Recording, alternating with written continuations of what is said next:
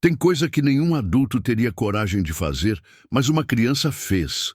E quando eu vi aquela menina tentando salvar uma onça ferida no meio da estrada, eu percebi que aquela história não podia terminar daquele jeito. Se esse vídeo apareceu para você, é porque essa história vai te emocionar e arrepiar. Então já se inscreve no canal se você gosta desse tipo de história e comenta aí de qual cidade você está assistindo. Eu voltava do campo pela velha estrada de terra batida, aquela que quase ninguém mais usa.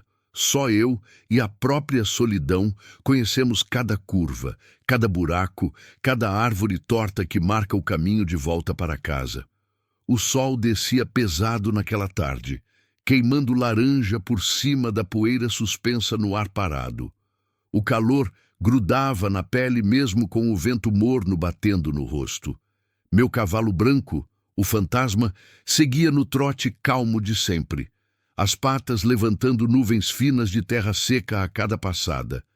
Eu vinha com a cabeça apertada demais, pensando na vida que ficou pequena, nas escolhas ruins que fiz ao longo dos anos, no silêncio grande demais que mora no meu peito desde que Maria se foi. Faz quase 6 anos agora.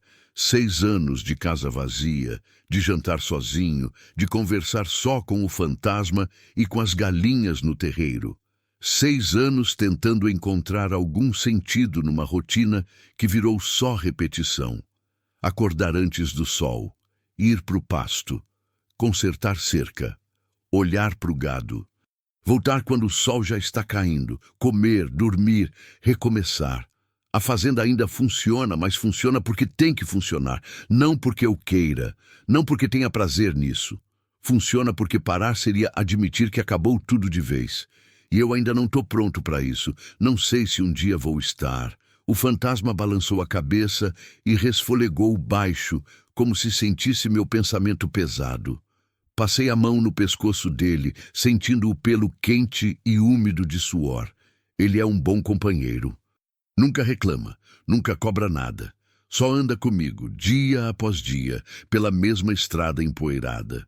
O céu estava limpo, mas carregado daquela luz alaranjada que deixa tudo meio irreal. As cigarras cantavam alto nas árvores, um som contínuo que parece nunca parar, que entra na cabeça e fica ali zumbindo junto com os pensamentos. O cheiro era de terra seca, de mato queimado pelo sol, de fim de tarde no interior.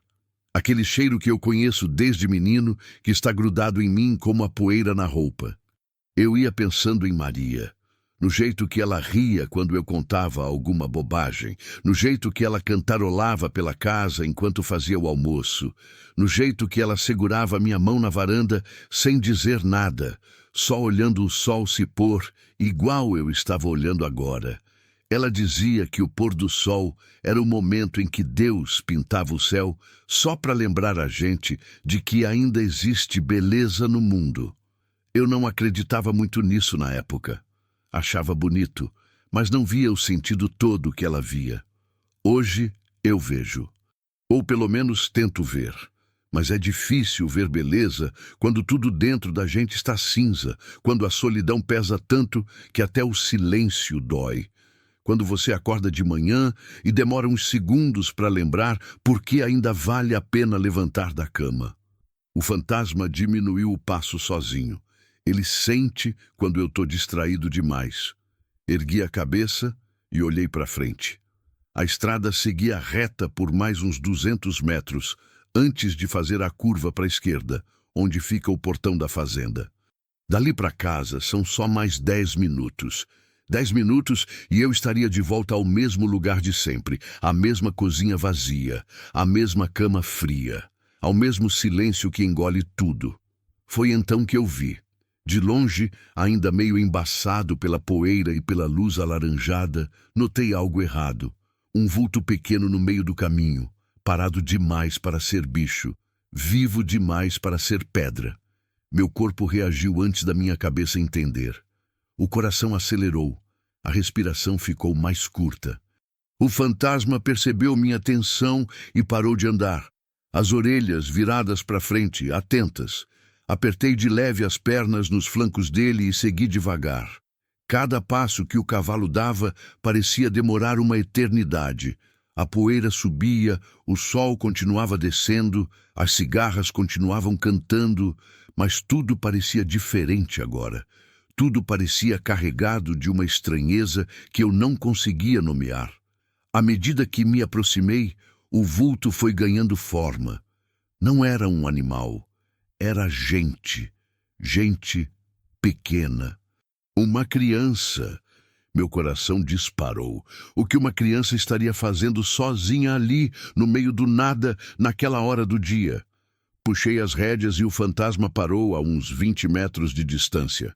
Eu precisava ver melhor antes de chegar mais perto.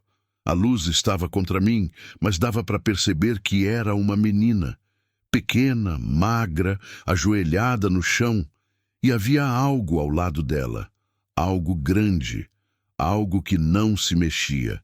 Desci do cavalo devagar, os pés afundando na terra fofa. O fantasma ficou parado, quieto, esperando. Eu dei mais alguns passos. A menina não olhou para mim. Ela estava concentrada no que quer que estivesse à frente dela, as mãos mexendo em algo que eu ainda não conseguia ver direito. O som chegou antes da imagem fazer sentido. Um choro baixo, abafado, desesperado. O tipo de choro que vem de quem já chorou demais e não tem mais força para fazer barulho. O tipo de choro que parte o peito de quem ouve. Dei mais 2 passos. E foi quando eu vi. A menina estava tentando empurrar, puxar, arrastar uma onça jovem caída ao lado dela. Meu corpo inteiro travou. Uma onça de verdade. Ali, no meio da estrada, caída de lado, o corpo grande e manchado imóvel na poeira. E a menina, minúscula perto do animal, tentava com todas as forças mover aquele peso impossível. Fiquei parado ali, a uns 10 metros, tentando entender o que meus olhos estavam vendo. Meu cérebro se recusava a processar a cena.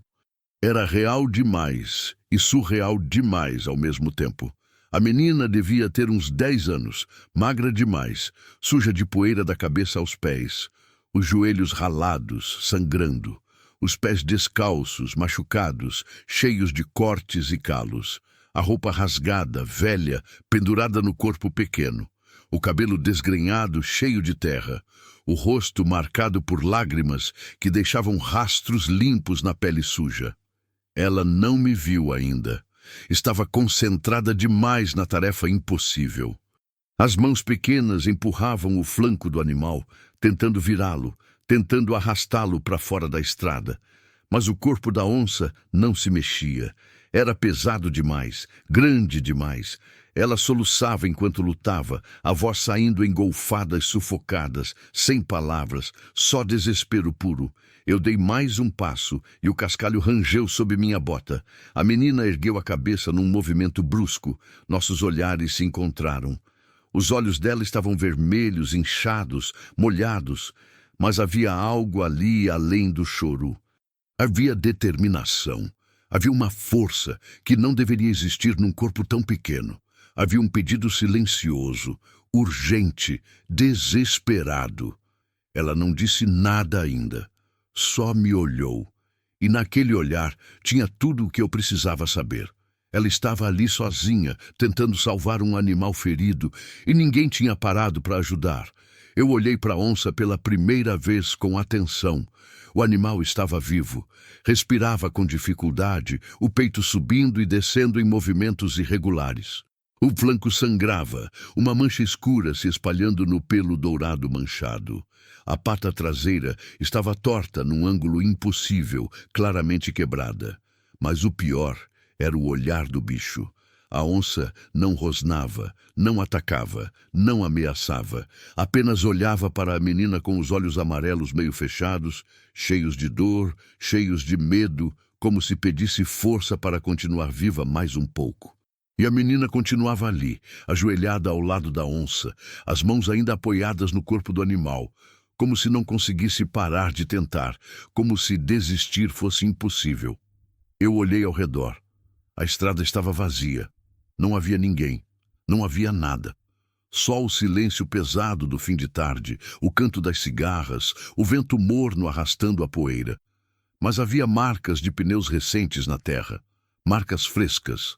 Gente tinha passado por ali. Gente tinha visto. Gente tinha fingido que não viu. Aquilo me acertou como um soco no estômago. Uma criança tentando salvar um animal ferido, sozinha, no meio do nada, ignorada pelo mundo inteiro.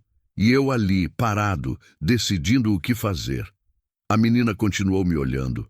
Não disse nada ainda. Só esperou. Esperou para ver se eu seria mais um que ia embora ou se eu seria diferente. O sol continuava descendo. A luz ficava mais fraca. O tempo passava. E eu sabia que qualquer escolha que eu fizesse naquele momento ia definir quem eu realmente era. Fiquei ali parado, os pés fincados na terra quente, o coração batendo descompassado no peito. A cena à minha frente parecia impossível, como se tivesse sido arrancada de um sonho ruim ou de uma daquelas histórias que a gente ouve e acha que são exagero. Mas era real, tão real que eu podia sentir o cheiro de sangue misturado com poeira. Tão real que eu podia ouvir a respiração difícil da onça, um som rouco e molhado que arrepiava a pele. A menina continuava me olhando. Não tirava os olhos de mim, e naquele olhar tinha uma súplica tão profunda, tão desesperada, que eu senti como se algo dentro de mim estivesse sendo arrancado à força. Era o tipo de olhar que cobra, que exige, que não aceita a indiferença. Eu tinha duas escolhas bem claras naquele momento. Podia montar no fantasma, dar meia volta e seguir meu caminho.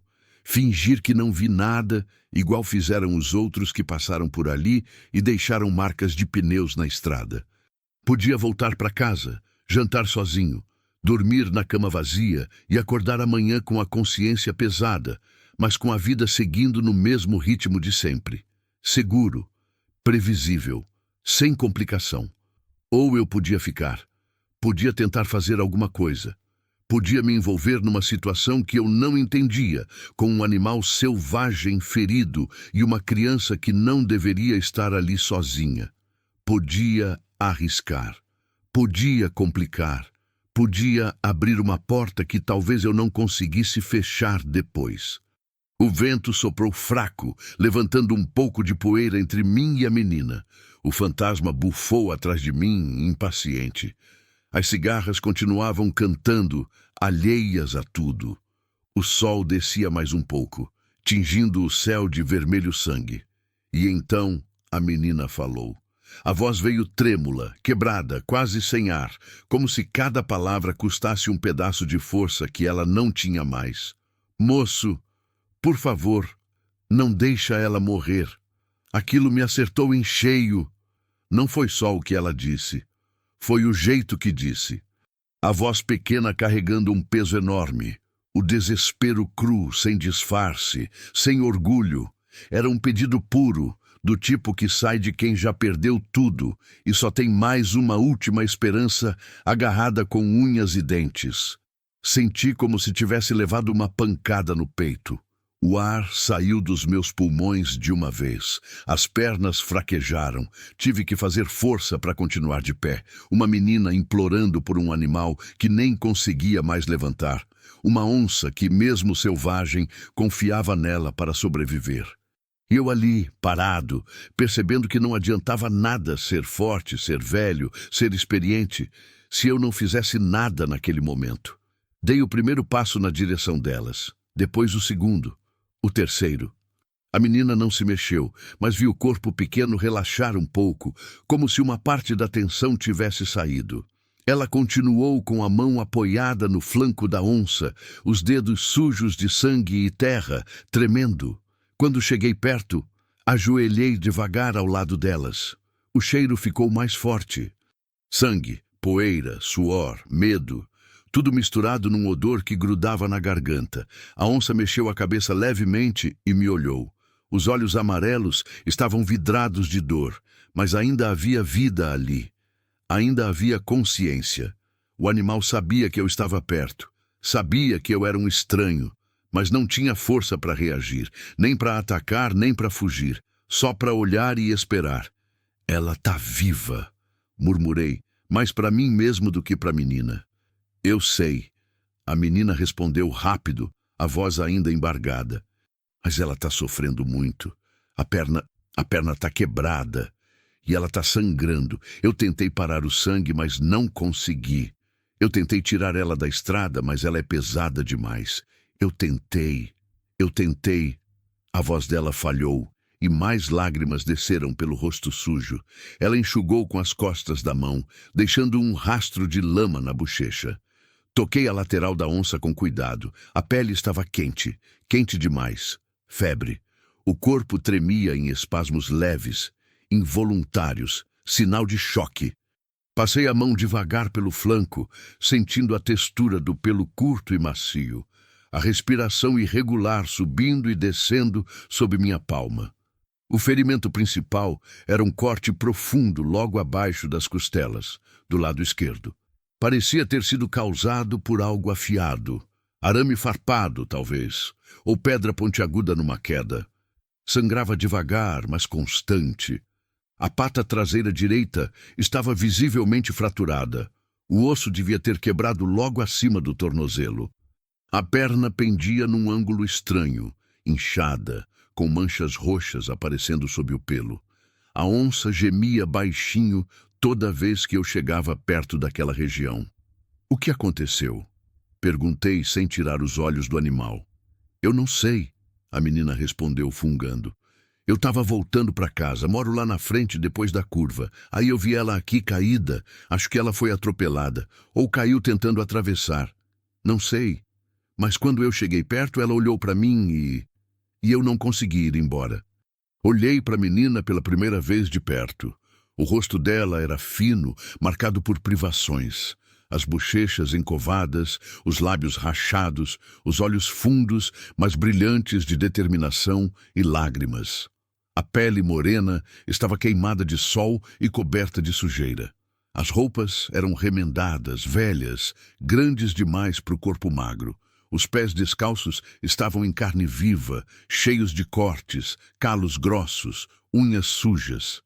"Faz quanto tempo você está aqui?" perguntei. Ela olhou para o céu, calculando. "Muito tempo. O sol estava alto ainda quando eu cheguei. Tentei chamar ajuda, mas ninguém parou. Todo mundo que passou só buzinou e foi embora. Ou nem buzinou. Só desviou e seguiu. Como se a gente não existisse." A voz dela tinha raiva agora. Uma raiva fina, mas profunda. O tipo de raiva que nasce da impotência, de ver gente virando as costas, de precisar de ajuda e não receber. "Você está sozinha?" perguntei. "Seus pais sabem que você está aqui?" Ela balançou a cabeça, os olhos fixos na onça. "Minha mãe trabalha longe, só volta de noite. Eu estava voltando da escola, mas não importa. O que importa é ela. A gente precisa fazer alguma coisa. Ela vai morrer se a gente não fizer nada." A maturidade naquela voz me chocou. Não era uma criança falando. Era alguém que já tinha visto gente morrer, alguém que já tinha perdido coisas importantes, alguém que sabia o peso da morte e lutava contra ela com todas as forças. Respirei fundo. O sol já estava tocando o horizonte agora. Em menos de meia hora escureceria de vez, e a temperatura ia cair. Uma onça ferida, em choque, com febre, não sobreviveria à noite no relento. Mesmo que sobrevivesse, outros predadores sentiriam o cheiro de sangue. Urubus, coiotes, talvez até outra onça. E a menina também não podia ficar ali. Era perigoso, para ela e para o animal. "A gente precisa tirar ela daqui", falei, pensando alto. "Mas não vai ser fácil. Ela deve pesar uns 60, 70 quilos. E está ferida. Qualquer movimento brusco pode piorar a fratura ou abrir mais o corte." "Eu ajudo", a menina disse na hora, já se levantando. "Eu sou forte, eu consigo." Olhei para ela, tão pequena, tão magra, tão decidida. "Eu sei que consegue", respondi. "Mas vai doer, nela e em nós. Ela pode tentar morder, pode arranhar. É instinto. Ela tá com dor e com medo. Não importa, a menina disse, limpando o rosto de novo. Eu não vou desistir dela. Algo no jeito que ela falou me fez lembrar de Maria. A mesma teimosia, a mesma coragem boba que insiste em acreditar que dá para salvar todo mundo. A mesma recusa em aceitar a derrota. Levantei e voltei até o fantasma. Ele tinha se afastado um pouco, desconfiado da onça. Cavalos sentem o cheiro de predadores e ficam nervosos.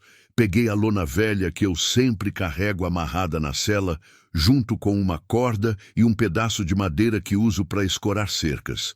Não era muito, mas ia ter que servir. Voltei para perto delas e expliquei o plano para a menina. Vou fazer uma maca improvisada. Vamos colocar ela em cima e arrastar até a carroceria da caminhonete. A menina franziu a testa. Que caminhonete? Apontei para o outro lado da estrada, onde eu tinha deixado a caminhonete velha estacionada de manhã cedo, antes de sair a cavalo para o pasto distante. Aquela ali, eu vim a cavalo, mas a caminhonete está logo ali, é a nossa única chance. A menina assentiu, confiante. Estendi a lona no chão ao lado da onça. O tecido grosso levantou uma nuvem de poeira. Coloquei os pedaços de madeira nas bordas para dar firmeza. Depois, olhei para a menina. Vou precisar que você segure a cabeça dela. Com cuidado. Conversa com ela. Acalma. Enquanto isso, eu vou tentar rolar o corpo dela para cima da lona. A menina se ajoelhou perto da cabeça da onça e, com uma delicadeza que me surpreendeu, colocou as mãos pequenas dos dois lados do focinho do animal. A onça abriu os olhos e olhou para ela. E não vi medo ali. Vi reconhecimento. Como se o bicho soubesse que aquela menina estava tentando ajudar. Calma, mocinha. A menina sussurrou, a voz agora suave, quase cantada. Calma, a gente vai te tirar daqui. Vai doer um pouquinho, mas depois passa. Você vai ficar boa. Eu prometo. Ela falava como se estivesse acalentando um bebê. E a onça, de alguma forma, parecia entender. Posicionei-me atrás do animal e coloquei as mãos sob o corpo pesado. O pelo estava encharcado de sangue e suor. Respirei fundo. Agora, avisei. E comecei a empurrar. O corpo da onça era mais pesado do que eu imaginava. Não era só o peso físico, era o peso de uma vida inteira ali, pulsando fraca sob minhas mãos. Era o peso da responsabilidade de decidir tentar ou desistir. Era o peso de saber que cada segundo contava e que um erro podia significar o fim. Empurrei com força, os músculos dos braços e das costas se retesando de uma vez. O corpo do animal começou a se mover, lento, resistente. A onça gemeu alto, um som agudo que cortou o ar e fez meu estômago revirar. A menina apertou o rosto contra a cabeça do bicho, sussurrando sem parar. Calma, calma, já vai passar, calma. Continuei empurrando. O suor escorria pela minha testa, ardendo nos olhos. A terra fofa dificultava tudo. Meus pés escorregavam, minhas mãos suavam e perdiam aderência no pelo molhado. Mas eu não podia parar. Se parasse agora, não ia ter coragem de recomeçar. Com um último empurrão forte, consegui rolar o corpo da onça para cima da lona. O animal se contorceu levemente, a pata quebrada tremendo no ar. O gemido de dor foi mais alto dessa vez, mais desesperado. Eu senti aquilo no peito como se fosse minha própria dor. Desculpa, mocinha, murmurei ofegante. Desculpa. A menina continuou segurando a cabeça da onça, os olhos fechados agora, as lágrimas descendo silenciosas. Ela cantarolava baixinho, uma melodia simples que eu não conhecia, mas que tinha algo de reconfortante. A onça parou de gemer aos poucos, como se a voz da menina tivesse poder de acalmar até um predador selvagem. Ajeitei a lona embaixo do corpo do animal da melhor forma que pude. Não era perfeito, mas ia ter que servir. Amarrei as pontas com a corda, fazendo nós firmes. Testei puxando. O peso quase me derrubou para trás. Isso não vai funcionar, falei, mais para mim mesmo. É pesado demais. Eu ajudo, a menina disse, levantando rápido. Não, cortei, mais duro que pretendia. Você é pequena demais, vai se machucar. Eu já tô machucada, ela rebateu, apontando para os joelhos ralados, para os pés em carne viva. E não me importo. Eu vou ajudar, moço. Eu não vim até aqui para assistir. A determinação naqueles olhos pequenos era inabalável. Eu podia discutir, podia tentar convencer, mas sabia que seria inútil. Aquela menina tinha a mesma teimosia que eu via no espelho todo dia. A mesma recusa em aceitar derrota. A mesma necessidade de fazer alguma coisa, mesmo quando tudo parece perdido. Tá bem, cedi. Mas você segura só na ponta. E se eu mandar parar, você para. Entendido? Ela assentiu, séria. Posicionei a lona de forma que as alças de corda ficassem acessíveis. Segurei as duas principais, as mais grossas. A menina pegou uma terceira, mais fina, na lateral. Troquei um olhar com ela. No 3, avisei. 1, 2, 3. Puxamos juntos. O corpo da onça se arrastou alguns centímetros, só alguns. Mas foi alguma coisa. Puxamos de novo, mais alguns centímetros. De novo, de novo. A cada puxão, meus braços ardiam, as costas reclamavam, as mãos queimavam com o atrito da corda. Mas a gente continuou. A menina grunhia de esforço ao meu lado, o corpo pequeno inclinado para frente, os pés descalços se firmando na terra solta, as mãos vermelhas segurando a corda com toda a força que tinha. O rosto dela estava contraído, os dentes cerrados, mas ela não reclamava, não pedia para parar, só puxava. A caminhonete estava a uns 30 metros de distância, 30 metros que pareciam 300. A cada metro arrastado, eu sentia o corpo pedir descanso. Mas o sol já estava quase sumindo completamente. A luz ficava alaranjada, depois dourada, depois rosa. As sombras cresciam. O tempo acabava. Paramos 3 vezes no caminho. Não porque quiséssemos. Porque o corpo simplesmente não aguentava mais. Na terceira parada, caí de joelhos na terra, as mãos tremendo, a respiração vindo em rajadas curtas e doloridas. A menina se apoiou nas coxas, dobrada ao meio, ofegando também. Mas quando olhei para ela, esperando ver desistência, vi só determinação. Falta pouco, ela disse, a voz rouca. A gente consegue. Levantei devagar, as pernas protestando. Peguei a corda de novo. Ela fez o mesmo. E continuamos.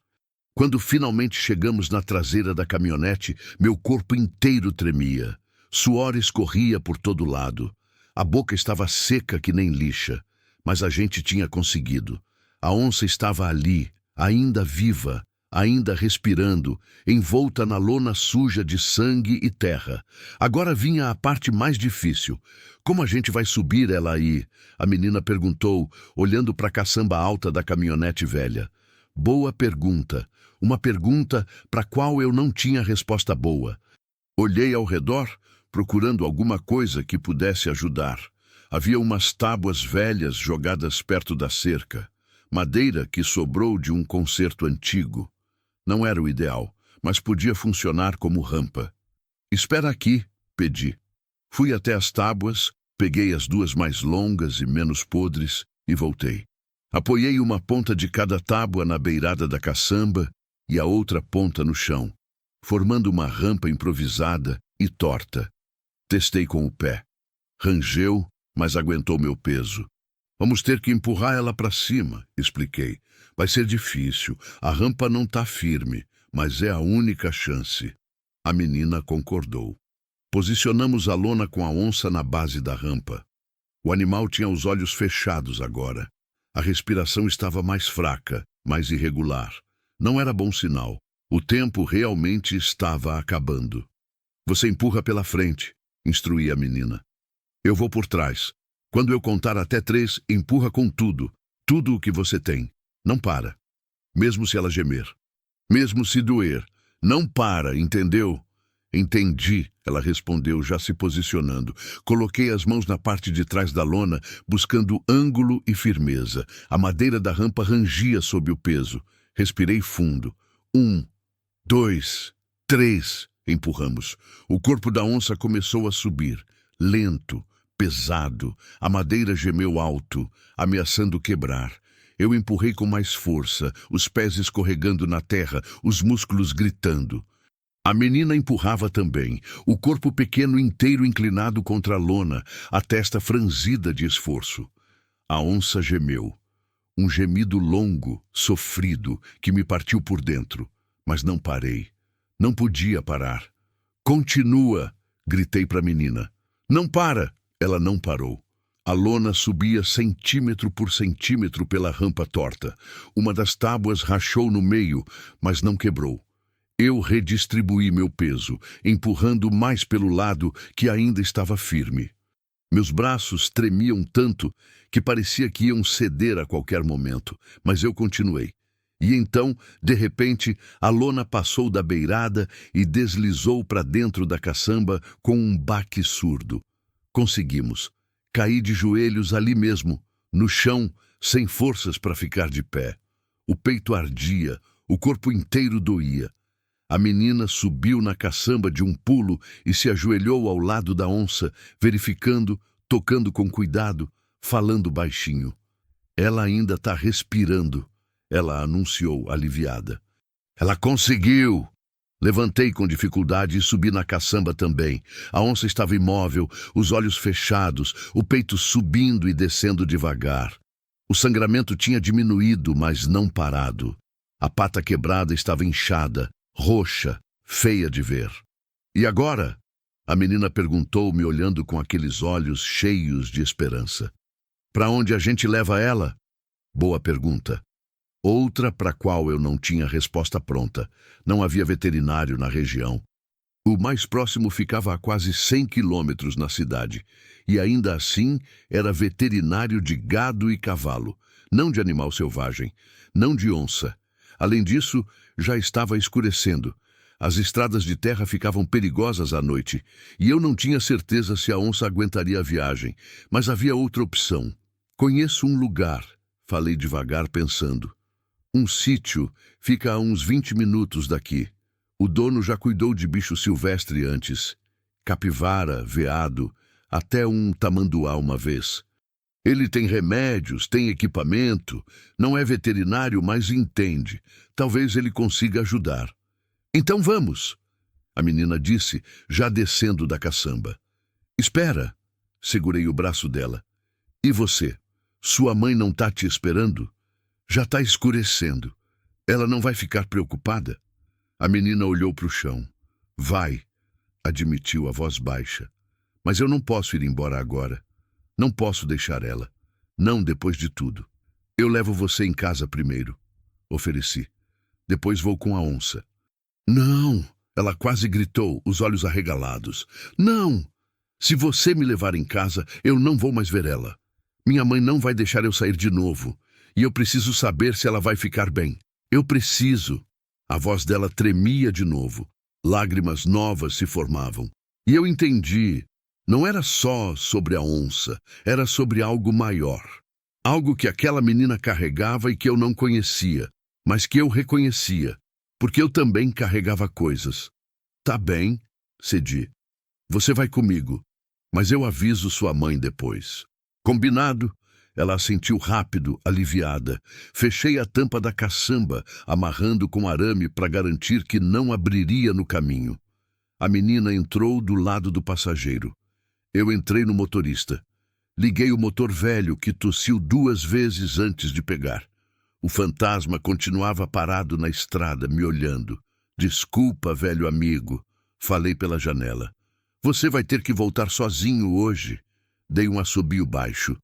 O cavalo balançou a cabeça como se entendesse e começou a trotar na direção da fazenda. Ele conhecia o caminho. Ia chegar bem. Coloquei a caminhonete em movimento. As rodas giraram na terra solta antes de pegarem tração. O céu estava vermelho escuro agora, quase roxo. As primeiras estrelas começavam a aparecer. A noite chegava rápido. Olhei para o retrovisor. A lona na caçamba balançava com o movimento da estrada esburacada. E eu rezei baixinho, pela primeira vez em muito tempo, para que a onça aguentasse, para que a gente chegasse a tempo, para que aquela menina não perdesse mais uma coisa na vida. A caminhonete velha chacoalhava na estrada de terra, cada buraco fazendo a suspensão gemer. Eu dirigia devagar, mais devagar do que o normal, tentando evitar os buracos maiores, as pedras soltas, qualquer coisa que pudesse sacudir demais a caçamba. A menina ia ao meu lado, as mãos apertadas no colo, os olhos fixos na estrada à frente, iluminada pelos faróis amarelados que mal cortavam a escuridão crescente. O silêncio dentro da cabine era pesado. Não era um silêncio vazio, era cheio. Cheio de preocupação, de medo, de esperança. Cheio de coisas não ditas que pairavam no ar entre nós. Eu queria dizer alguma coisa, qualquer coisa que pudesse acalmar aquela criança, mas não encontrava as palavras certas. Nunca fui bom com palavras. Maria sempre dizia isso. Dizia que eu era homem de fazer, não de falar. Então fiz o que sabia fazer. Dirigi, devagar, mas firme, mantendo o rumo. A estrada subia uma lombada suave e depois descia numa curva longa. As árvores dos dois lados formavam uma parede escura, os galhos se entrelaçando por cima, criando um túnel natural. O som das cigarras tinha diminuído.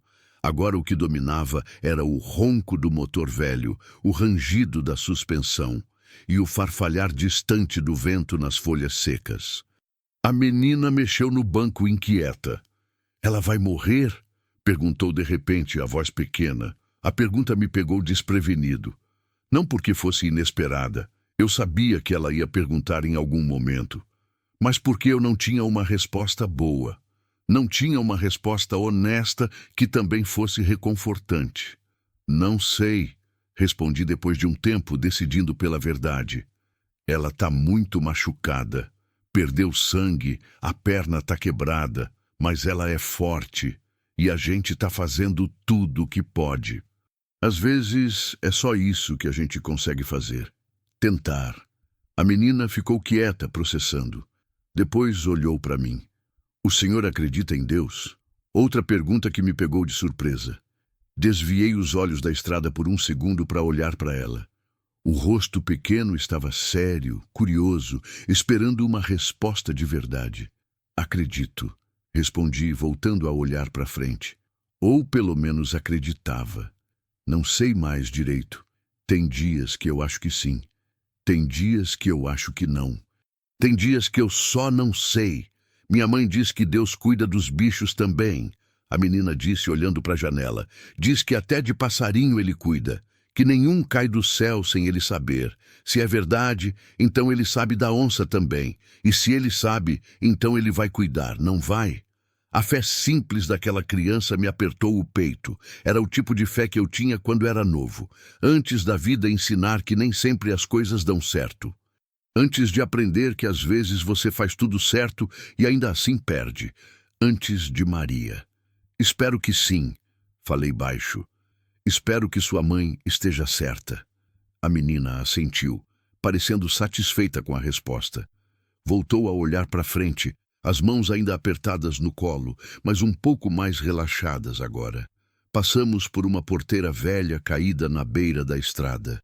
Marco de que estávamos entrando na região do sítio do seu Joaquim. Ele morava ali havia mais de 30 anos. Um homem sozinho, viúvo como eu, mas diferente de mim em quase tudo. Onde eu me fechei, ele se abriu. Onde eu evitava gente, ele recebia todo mundo. Onde eu desisti de acreditar em muita coisa, ele continuou acreditando em quase tudo. Seu Joaquim tinha sido caçador na juventude, um dos melhores da região.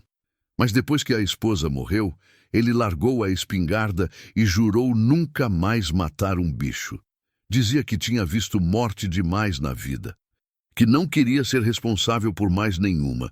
Desde então, ele cuidava de bichos. Bichos que apareciam feridos, bichos que a gente encontrava machucados, bichos que ninguém mais queria.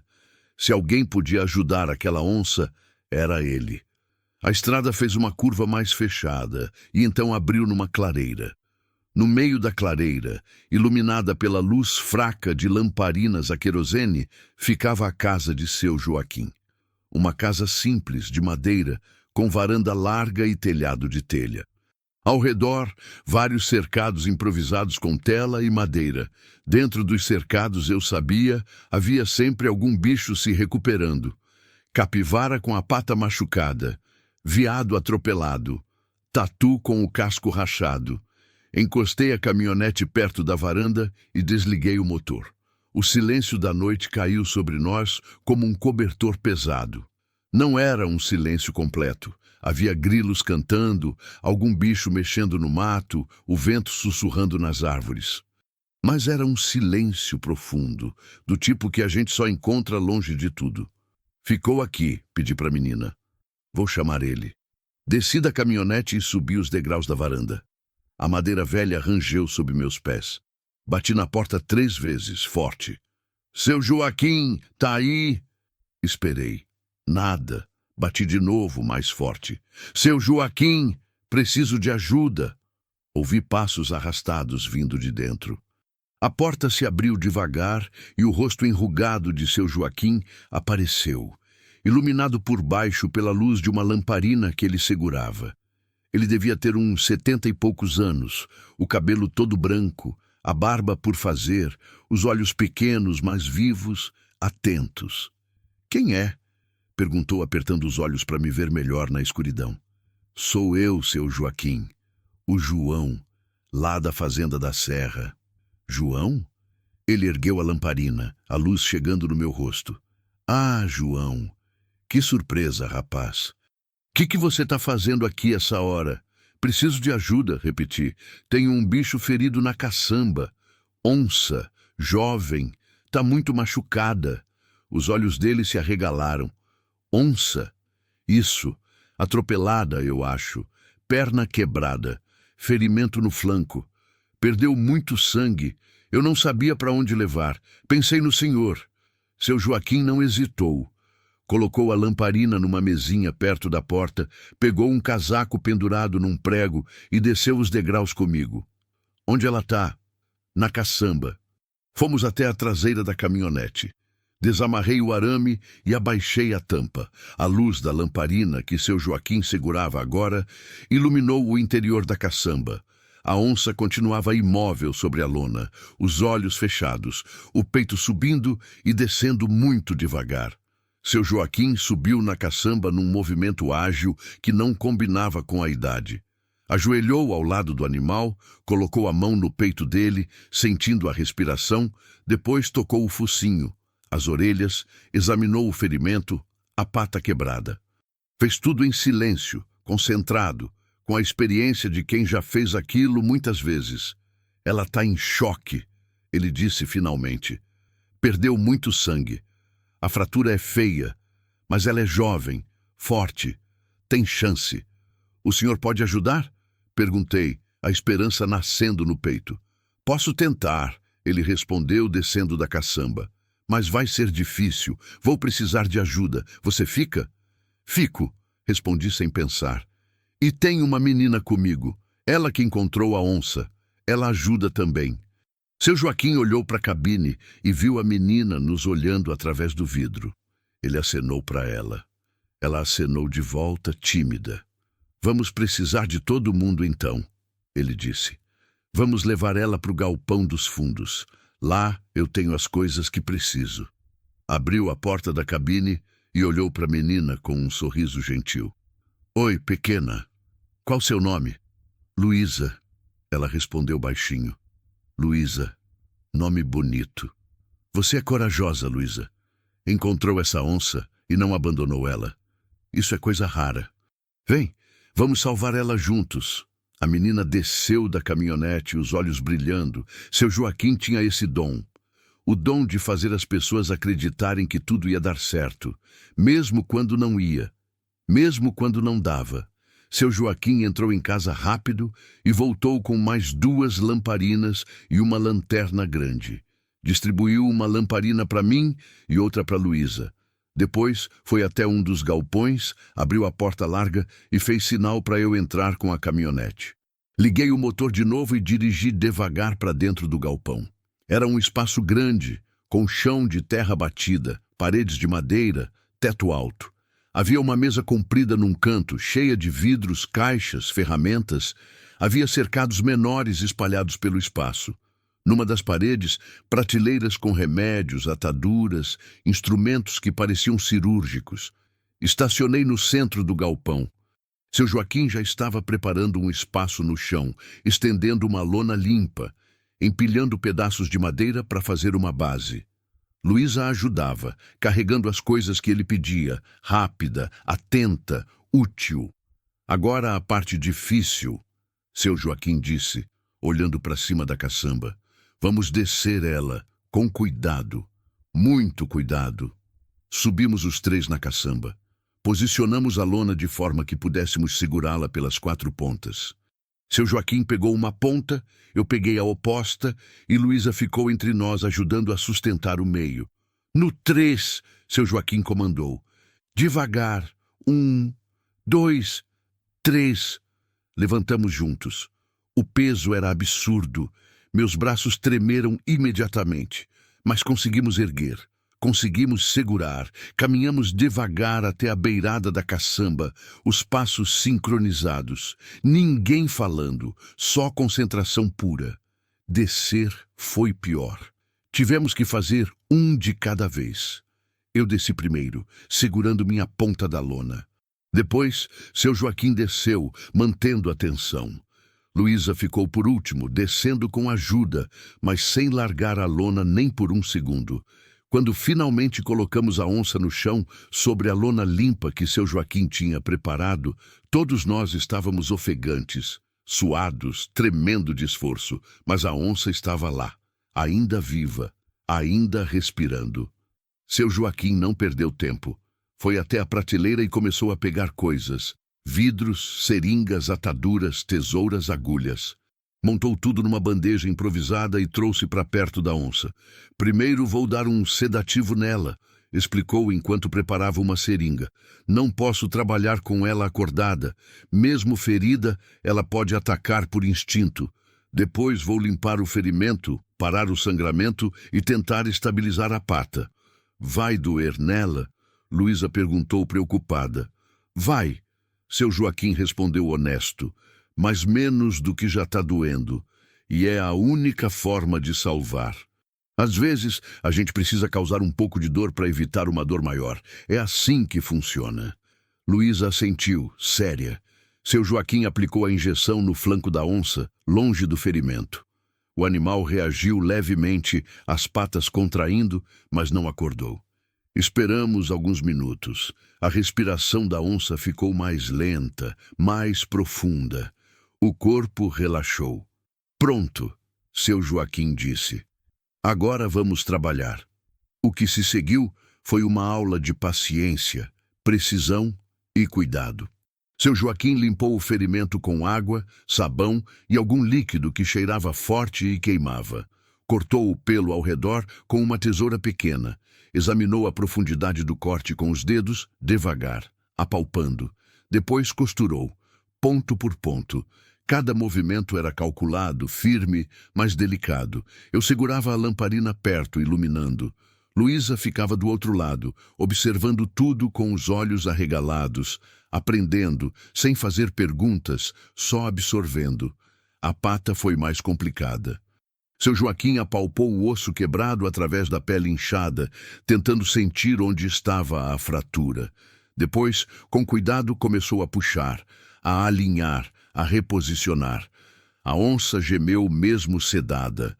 Luísa segurou a respiração. Eu também. Quando o osso finalmente se alinhou, eu ouvi o estalido surdo. Seu Joaquim prendeu tudo com talas de madeira e muita atadura. Enrolou, apertou, testou, enrolou mais, até a pata ficar imobilizada, rígida, protegida. Levou mais de 2 horas. 2 horas de trabalho silencioso, concentrado, quase religioso. Quando terminou, seu Joaquim se levantou devagar, as costas estalando, o rosto suado, mas satisfeito. Fiz o que pude, ele disse. Agora é esperar. Ver se ela aguenta a noite. Se aguentar, tem chance. Se não... Ele não terminou a frase. Não precisava. Luísa se ajoelhou ao lado da onça e colocou a mão pequena no peito do animal, sentindo a respiração. Ela vai aguentar, disse com convicção. Eu sei que vai. Olhei para ela. Para o rosto sujo, para os olhos cansados, mas determinados, para as mãos pequenas ainda tocando a onça, com carinho infinito. E algo dentro de mim se mexeu. Algo que estava dormindo fazia tempo. Algo que eu achava que tinha morrido junto com Maria. Era esperança. Esperança de que às vezes as coisas dão certo, de que às vezes a gente consegue salvar, de que às vezes vale a pena tentar. Vou fazer um chá, seu Joaquim disse, quebrando o meu pensamento. Vocês dois devem estar cansados. E com fome também, imagino. Luísa, vem comigo. Vamos deixar ela descansar um pouco. Luísa hesitou, não querendo se afastar da onça. Ela está bem. Seu Joaquim garantiu. Precisa de silêncio agora, de calma. Amanhã você volta e vê ela. Prometo. Luísa olhou para mim, buscando confirmação. Assenti. Ela levantou devagar e seguiu seu Joaquim para fora do galpão. Fiquei ali, sozinho com a onça, por mais alguns minutos, olhando aquele corpo grande e manchado, respirando devagar, pensando em como a vida é estranha, como às vezes a gente sai de casa achando que vai ser só mais um dia igual e volta transformado, como um encontro casual numa estrada vazia pode mudar tudo. Saí do galpão e fechei a porta atrás de mim, deixando só uma fresta aberta para a circulação de ar. A noite estava fria agora, o céu estava limpo, cheio de estrelas. A lua crescente iluminava a clareira com uma luz prateada e suave. Olhei para cima, para o infinito do céu, e pensei em Maria. Pensei no que ela diria se estivesse aqui. Provavelmente diria que foi Deus que colocou aquela menina e aquela onça no meu caminho. Que não foi acaso, que foi propósito. Eu não sabia se acreditava nisso, mas queria acreditar. Queria acreditar que ainda tinha algum sentido, que ainda valia a pena. E naquela noite, olhando as estrelas, com uma menina corajosa na cozinha de seu Joaquim e uma onça lutando pela vida no galpão, eu senti que talvez, só talvez, Maria estivesse certa. Talvez tudo tivesse um propósito, mesmo que a gente não entendesse qual. A cozinha de seu Joaquim era pequena, mais acolhedora. Paredes de madeira escura marcadas pelo tempo, uma mesa redonda no centro com toalha quadriculada desbotada, um fogão a lenha no canto soltando calor e cheiro de fumaça. Panelas penduradas em ganchos na parede. Um relógio antigo que não funcionava mais. Os ponteiros parados para sempre às 13h15. Uma janela aberta deixando entrar o ar fresco da noite e o som distante dos grilos. Luísa estava sentada numa cadeira de madeira, as pernas balançando sem tocar o chão, as mãos envolvendo uma caneca de chá quente. O vapor subia em espirais finas, embaçando o rosto dela. Seu Joaquim mexia alguma coisa numa panela no fogão, as costas curvadas, os movimentos lentos, mas precisos de quem passou a vida cozinhando sozinho. Eu estava encostado no batente da porta, olhando a cena. Parecia uma foto antiga, parecia algo de outro tempo. Um tempo onde as coisas eram mais simples, mais devagar, mais humanas. Senta, João, seu Joaquim disse sem virar. Você também está exausto. Vem, senta. Obedeci. Puxei uma cadeira e sentei ao lado de Luísa. Ela me olhou de relance e deu um sorriso pequeno, cansado. Tinha sujeira seca no rosto, arranhões nos braços, a roupa toda rasgada e manchada de sangue e terra. Mas os olhos continuavam vivos, continuavam acesos. Seu Joaquim trouxe a panela para a mesa e serviu 3 pratos. Arroz, feijão simples e uns pedaços de carne assada. Comida humilde, mas que cheirava tão bem que meu estômago roncou alto. Eu nem tinha percebido a fome até aquele momento. Tinha sido um dia longo demais. Come! Seu Joaquim ordenou, sentando com a gente. Vocês precisam. Fizeram muito hoje, mais do que muita gente faria numa vida inteira. Luísa pegou o garfo, mas hesitou antes de comer. E a onça? Perguntou. Ela tá sozinha lá. E se ela acordar? E se precisar de alguma coisa? Ela não vai acordar tão cedo, seu Joaquim explicou com paciência. O sedativo que dei é forte. Ela vai dormir até amanhã de manhã, pelo menos. E é melhor assim. O corpo dela precisa descansar. Precisa se recuperar. Se ela acordar agora, com dor, assustada, pode se machucar mais tentando se mexer. Mas e se ela morrer dormindo? A voz de Luísa tremia. E se ela não acordar mais? Seu Joaquim estendeu a mão e cobriu a mão pequena dela com a dele, enrugada e calejada. Pode acontecer, disse com honestidade. Não vou mentir para você. Ela está muito machucada. Mas também pode não acontecer. Ela pode acordar amanhã. Pode começar a melhorar. Pode sobreviver. A gente fez tudo o que podia fazer. Agora o resto não depende da gente. Depende dela, da força que ela tem dentro. E, se você acredita, depende de Deus também. Luísa assentiu devagar, os olhos marejados, mas sem deixar as lágrimas caírem. Apertou a mão de seu Joaquim de volta e depois começou a comer, devagar, em silêncio. Eu também comecei. A comida estava boa, simples, mas feita com capricho. O tipo de comida que aquece por dentro, que enche a barriga e a alma ao mesmo tempo. Comemos sem conversar muito. O único som era o dos talheres nos pratos, o crepitar da lenha no fogão, o vento batendo de leve na janela.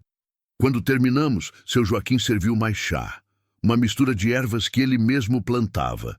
Capim-santo, hortelã, cidreira, cheiro forte e bom que espantava o cansaço.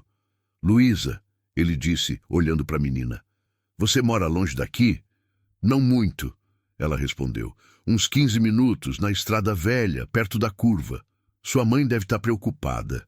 Você não acha? Luísa baixou o olhar. Acho, admitiu baixinho. Mas eu não queria ir embora. Não sem saber da onça. Eu entendo, seu Joaquim disse, mas sua mãe não sabe onde você está, não sabe se você está bem, e isso é ruim para ela, é ruim para você também. Preocupação faz mal para o coração. Eu posso levar ela em casa agora, ofereci. Explico tudo para a mãe dela. Digo que ela estava me ajudando, que não foi culpa dela. Não. Luísa ergueu a cabeça rápido. Se eu for agora, ela não vai deixar eu voltar. Vai ficar brava. Vai me trancar em casa. Eu sei como ela é. E aí eu não vou poder ver se a onça melhorou. Não vou poder saber se ela sobreviveu. A voz dela ficou desesperada de novo. As lágrimas que ela tinha segurado até agora começaram a escorrer. Eu preciso saber. Ela soluçou. Eu preciso. Eu não posso perder ela. Não ela também. A última frase saiu quebrada, carregada de algo pesado, algo antigo. Seu Joaquim e eu trocamos um olhar. Havia uma história ali. Uma história que explicava por que aquela menina tinha se agarrado tanto à onça. Por que ela não conseguia desistir. Né, também? Seu Joaquim perguntou gentil. Você perdeu alguém, Luísa? Ela assentiu, limpando o rosto com as costas da mão. Meu irmão, disse baixinho. Ele morreu faz 6 meses. Tinha 12 anos. Ficou doente. A gente não tinha dinheiro para médico bom. Ele foi piorando, piorando, e a gente não conseguiu salvar. Eu fiquei do lado dele até o fim. Segurei a mão dele, mas não adiantou. Ele morreu do mesmo jeito. Meu peito apertou. Olhei para aquela menina pequena, carregando uma dor tão grande, e entendi tudo. Entendi por que ela não tinha passado direto na estrada. Por que tinha parado? Por que tinha lutado tanto para salvar aquela onça? Não era só sobre o animal. Era sobre o irmão. Era sobre todas as vezes que a gente não consegue salvar quem ama. Era sobre tentar impedir que a morte levasse mais uma vida. Quando eu vi a onça caída, Luísa continuou, a voz trêmula. Foi como se eu tivesse vendo meu irmão de novo. morrendo. E dessa vez eu podia fazer alguma coisa, dessa vez eu não ia ficar só olhando. Dessa vez eu ia lutar, ia tentar. Mesmo que todo mundo passasse reto, mesmo que ninguém se importasse, eu ia me importar. Eu ia tentar salvar. As lágrimas desciam sem parar agora. Seu Joaquim se levantou, foi até ela e a abraçou. Um abraço de avô, apertado, seguro, protetor. Luísa afundou o rosto no peito dele e chorou. Chorou tudo que tinha segurado. Chorou pela onça, pelo irmão, pela vida injusta demais para uma criança de 10 anos. Eu fiquei sentado, a garganta fechada, os olhos ardendo. Conhecia aquela dor. Conhecia demais. A dor de perder alguém. A dor de não conseguir salvar. A dor de ficar perguntando, e se? E se eu tivesse feito diferente? E se eu tivesse percebido antes? E se eu tivesse sido melhor? Maria morreu rápido. Um derrame. Caiu na cozinha enquanto fazia café. Quando cheguei do campo, ela já estava fria. Não deu tempo de despedida. Não deu tempo de última palavra. Não deu tempo de dizer que eu amava, que era grato, que ela tinha sido a melhor coisa da minha vida. E desde então eu carregava aquela culpa, aquele vazio, aquela sensação de que eu tinha falhado. Olhei para Luísa chorando no abraço de seu Joaquim e vi a mim mesmo. Vi a mesma dor, a mesma necessidade de salvar alguém para compensar quem não conseguiu salvar antes. Seu Joaquim continuou segurando ela até o choro diminuir, até os soluços ficarem mais espaçados, até ela respirar fundo e se afastar, limpando o rosto todo molhado. Desculpa, ela disse, a voz rouca. Não pede desculpa por chorar, seu Joaquim disse firme. Chorar não é fraqueza, é coragem, é ter coragem de sentir. E você, menina, tem muita coragem. Mais do que qualquer adulto que eu conheço. Luísa fungou e deu um sorriso fraco. Seu Joaquim voltou para a cadeira dele e olhou para ela com seriedade. Vou fazer o seguinte, disse. Manhã cedo, primeira hora, a gente vai ver a onça. Se ela tiver passado a noite bem, você pode ficar aqui o dia todo se quiser. Pode ajudar a cuidar dela. Mas hoje, agora, você precisa ir para casa. Precisa avisar sua mãe que você está bem. O João leva você. Explica tudo. E amanhã você volta, pode ser? Luísa pensou por um longo momento. Depois, assentiu. Pode, concordou. Mas o senhor promete?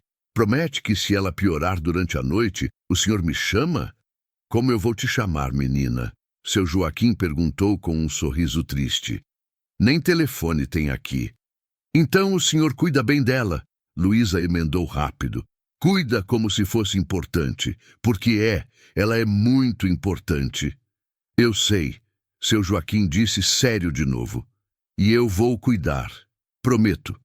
Luísa olhou nos olhos dele, buscando sinceridade. Encontrou. Relaxou um pouco. Tá bom. Me levantei da cadeira.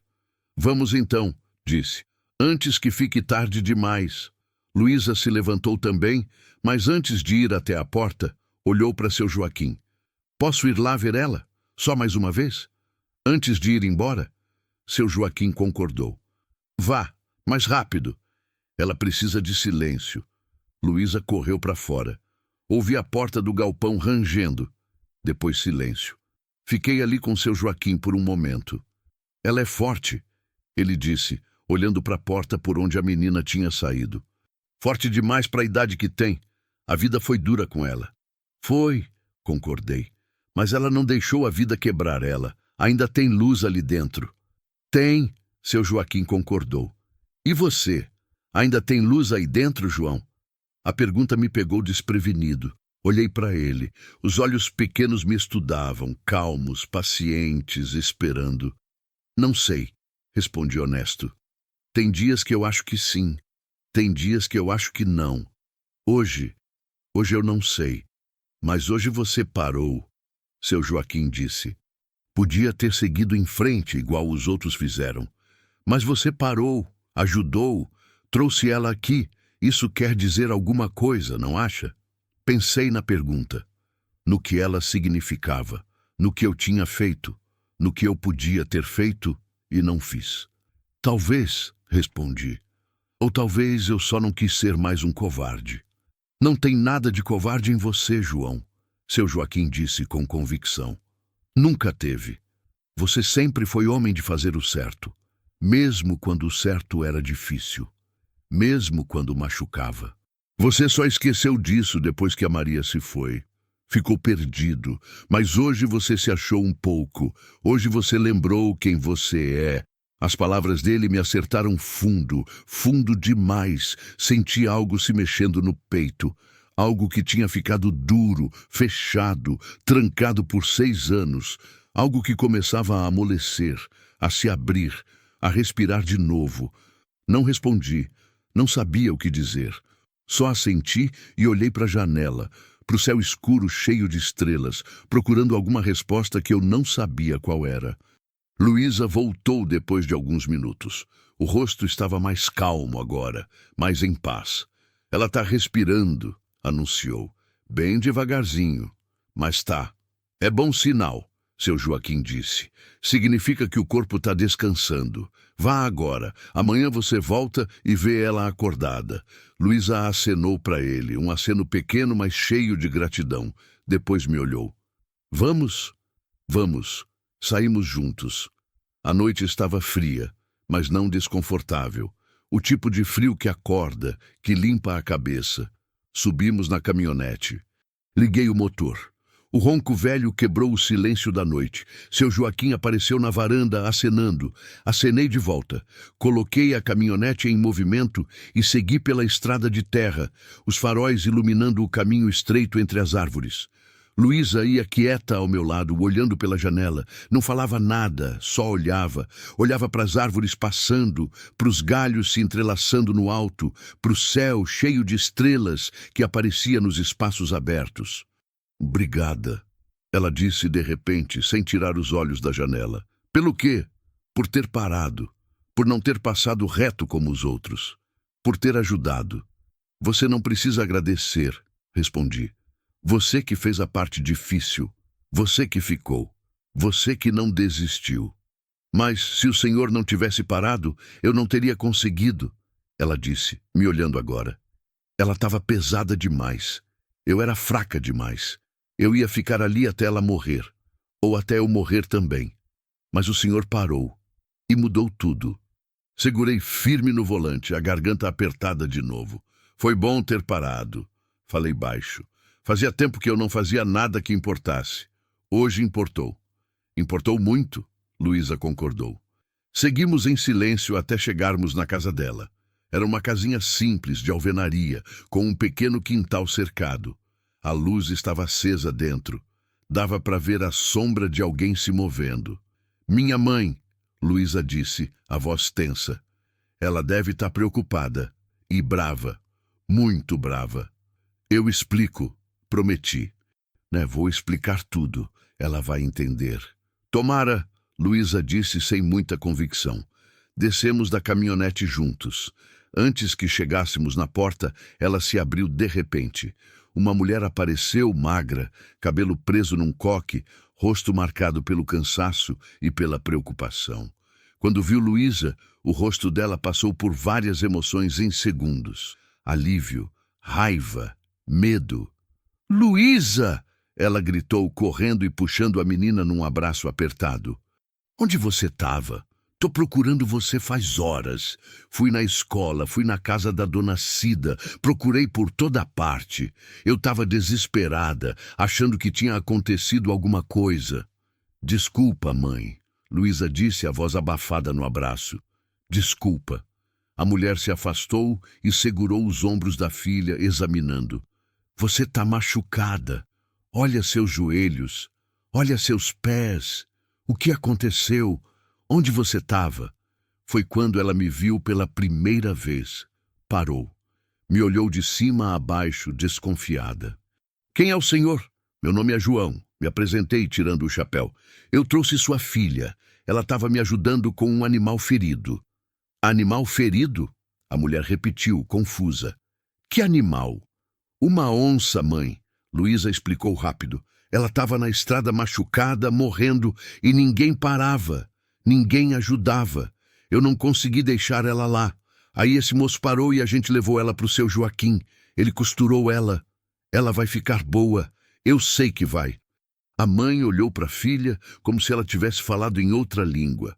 Onça, você ficou mexendo com onça. Você enlouqueceu, menina. E se ela tivesse te atacado? E se você tivesse morrido? Ela não ia me atacar, mãe. Luísa disse com paciência. Ela estava quase morta, só precisava de ajuda. E você achou que era sua obrigação ajudar? A mãe quase gritou. Você tem 10 anos, Luísa, 10. Você não pode ficar se metendo em perigo assim. Eu não ia deixar ela morrer. Luísa rebateu, a voz firme agora. Não ia, já basta o Pedrinho, já basta ter ficado olhando ele morrer sem poder fazer nada. Não ia deixar ela morrer também. O nome do irmão calou a mãe. Ela fechou os olhos, respirou fundo, tentando se controlar. Luísa, começou, a voz mais baixa agora. Pedrinho era diferente. Ele estava doente, não tinha o que fazer. Mas ela não estava doente, Luísa insistiu. Ela estava machucada. E dava para ajudar. E eu ajudei e não me arrependo. Mãe e filha se olharam. Um confronto silencioso de vontades. Duas pessoas que amavam uma a outra, mas que não conseguiam concordar. Senhora, intervim baixo, sua filha salvou uma vida hoje. Ela foi corajosa, foi forte. Foi tudo que a gente espera que uma pessoa seja. A senhora deve ter orgulho dela. A mulher me olhou. Depois olhou para a filha de novo. Para o rosto sujo, para os joelhos ralados, para os olhos cansados, mas brilhantes de determinação. Eu tenho, ela disse finalmente, a voz embargada. Eu tenho orgulho, mas também tenho medo. Medo de perder ela também. Não aguento perder mais ninguém. Não vai perder, mãe, Luísa prometeu. Eu tô aqui. Tô bem. A mulher puxou a filha num abraço de novo. Dessa vez sem raiva. Só amor, só medo, transformado em alívio. Fiquei ali, testemunha daquele momento, sentindo que não pertencia ali, mas também sentindo que pertencia. Porque eu entendia. Entendia o medo, entendia a dor, entendia tudo. Depois de um tempo, a mãe se afastou e olhou para mim. Obrigada por trazer ela, disse. Obrigada por cuidar dela. Foi ela que cuidou da onça, respondi. Eu só ajudei. Mesmo assim. Obrigada. Coloquei o chapéu de volta na cabeça. Amanhã cedo, ela pode voltar lá, falei, para ver como a onça passou a noite. Se a senhora deixar. A mãe olhou para a filha, para a esperança naqueles olhos. Pode, concordou. Mas volta antes do sol se pôr. E não se mete em mais nenhum perigo. Prometo. Luísa disse, sorrindo pela primeira vez desde que chegamos. Acenei e voltei para a caminhonete. Entrei, liguei o motor. Antes de ir embora, olhei pelo retrovisor. Mãe e filha entravam em casa juntas, abraçadas, iluminadas pela luz amarela da porta. E eu segui para casa. Para minha casa vazia. Mas por algum motivo, naquela noite, a solidão parecia pesar menos. Cheguei em casa quando a noite já estava no fundo, aquela hora em que o silêncio fica tão grande que parece ter peso próprio. A lua tinha subido mais, iluminando o terreiro com uma luz pálida e fantasmagórica. O fantasma estava no curral, quieto, mastigando feno. Quando me viu chegar, relinchou baixo, como se perguntasse onde eu tinha estado.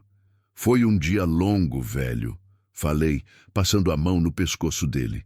Longo demais. Ele bufou e voltou a mastigar. Não estava preocupado. Cavalos não se preocupam com as coisas que preocupam a gente. Eles só vivem. Comem, bebem, dormem. Simples assim. Entrei em casa. A porta rangeu nas dobradiças velhas que eu sempre digo que vou consertar, mas nunca conserto. Acendi a lamparina da sala. A luz fraca revelou o mesmo de sempre. A mesma mesa, as mesmas cadeiras, a mesma foto de Maria na parede. Ela sorria na foto. Um sorriso largo, verdadeiro, do jeito que só ela sabia sorrir. Olhei para a foto por um longo tempo, tentando lembrar a voz dela, o jeito que ela falava meu nome, o jeito que ela cantarolava pela manhã, mas a memória já estava ficando embaçada. 6 anos é muito tempo, e por mais que a gente tente segurar, as lembranças escorregam pelos dedos como água. Você ia gostar dela, falei para a foto, me referindo a Luísa. Ia dizer que ela tem fogo na alma, que tem coragem de verdade, e ia estar certa. A foto não respondeu. Nunca respondia. Mas eu continuava falando mesmo assim. Era a forma que eu tinha de manter Maria viva, de não deixar ela sumir completamente. Fui até a cozinha. Bebi um copo d'água direto da torneira. A água estava gelada, com gosto de ferro. Olhei pela janela. Lá fora, a noite continuava profunda, mas o horizonte já mostrava um leve clarear. A madrugada chegava. Logo seria dia de novo. Pensei em dormir, mas sabia que não ia conseguir. Minha cabeça estava cheia demais. Cheia de imagens da onça respirando com dificuldade, de Luísa chorando por um irmão morto, de seu Joaquim costurando com paciência infinita, de tudo aquilo que tinha acontecido desde que eu tinha visto aquele vulto na estrada. Como a vida muda rápido, como um único momento pode virar tudo de cabeça para baixo. Fui até o quarto, mas não deitei. Sentei na beirada da cama, ainda com a roupa toda suja de sangue, terra e suor. Fiquei ali, olhando para a parede, pensando em quantas vezes eu tinha passado por aquela mesma estrada nos últimos 6 anos. Quantas vezes eu tinha voltado do campo com a cabeça cheia de nada, só querendo chegar em casa e esquecer mais um dia. Quantas vezes eu tinha visto algo estranho e simplesmente ignorado, seguido em frente, fingido que não era comigo. E se hoje eu tivesse feito o mesmo? E se eu tivesse visto aquele vulto e dado meia volta? E se eu tivesse deixado Luísa sozinha ali, tentando salvar um animal pesado demais para ela? A onça teria morrido. Luísa teria ficado ali até escurecer de vez, carregando mais uma morte na consciência. E eu teria voltado para casa, jantado sozinho, dormido na cama vazia e acordado amanhã exatamente igual. Mas eu tinha parado. Por que eu tinha parado? Não foi por bondade, não foi por heroísmo. Não foi porque eu sou pessoa melhor que as outras que passaram e não fizeram nada. Eu tinha parado porque naquele momento, olhando para aquela menina ajoelhada ao lado de um animal ferido, eu tinha visto algo que eu conhecia bem demais. Desespero. O desespero de tentar salvar algo que parece impossível de salvar. De lutar contra a morte mesmo sabendo que a morte sempre ganha no fim. De se recusar a desistir porque desistir seria admitir que não tem sentido em nada. Eu conhecia aquele desespero. Tinha sentido ele no dia que achei Maria caída no chão da cozinha. Tinha sentido ele enquanto segurava o corpo frio dela nos braços, gritando o nome dela, implorando para ela acordar. Tinha sentido ele no velório, no enterro, nos dias, semanas, meses que vieram depois. E hoje eu tinha visto o mesmo desespero nos olhos de Luísa. E não tinha conseguido virar as costas. Porque se eu virasse as costas para ela, estaria virando as costas para mim mesmo, para o homem que eu tinha sido um dia, para o homem que Maria tinha amado. Levantei da cama devagar. Fui até a janela. O horizonte já estava mais claro agora. Laranja, rosa, dourado. O sol ia nascer logo. Mais um dia começando. Mas esse dia parecia diferente. Parecia carregar algo novo. Algo que eu não conseguia nomear ainda. Esperança, talvez, ou só a possibilidade dela. Tomei banho rápido no chuveiro frio. Troquei de roupa. Fiz um café forte e comi um pedaço de pão amanhecido com manteiga. Não tinha gosto de nada. Nunca tinha. Mas eu comi mesmo assim, porque o corpo precisava. Quando terminei, o sol já estava nascendo de verdade. Os primeiros raios atravessando as nuvens baixas, pintando tudo de dourado. Os pássaros começaram a cantar. Os galos do vizinho responderam. O mundo acordava. Peguei as chaves da caminhonete e saí. O fantasma me olhou do curral, esperando. Normalmente, a essa hora, eu já estaria montando nele, indo para o pasto. Mas hoje não. Hoje eu tinha outro lugar para estar. Depois eu volto, velho. Prometi. Hoje você descansa. Entrei na caminhonete. O motor tossiu antes de pegar. Coloquei o veículo em movimento e segui pela mesma estrada que tinha percorrido na noite anterior. Mas agora, com a luz do dia, tudo parecia diferente. Menos sombrio, menos pesado. Passei pelo lugar onde tinha encontrado Luísa e a onça. Ainda dava para ver as marcas na terra. O sangue seco, a lona arrastada, as pegadas de todas as pessoas que tinham passado ali e não feito nada. E as nossas pegadas também, as de quem tinha parado. Continuei até chegar no sítio de seu Joaquim. A clareira estava iluminada pela luz suave da manhã. A casa parecia mais acolhedora agora, menos fantasmagórica. Havia fumaça saindo da chaminé, cheiro de café e lenha queimando. Estacionei perto da varanda e desci. A porta da casa se abriu antes que eu batesse. Seu Joaquim apareceu, já vestido, o rosto cansado, mas satisfeito. Pensei que você ia demorar mais, ele disse. Mal amanheceu. Não consegui dormir, admiti. Fiquei pensando na onça, na menina, em tudo. Eu também não dormi muito, seu Joaquim confessou. Fui ver ela 3 vezes durante a noite. Conferi a respiração, o sangramento, a febre. Meu coração acelerou. E como ela tá? Seu Joaquim deu um sorriso lento, cansado, mas genuíno. Viva, ainda viva. A febre baixou um pouco. O sangramento parou. A respiração tá mais regular. Ela é forte, essa daí. Mais forte do que parecia. O alívio que senti foi físico. Como se um peso enorme tivesse saído dos meus ombros. Respirei fundo.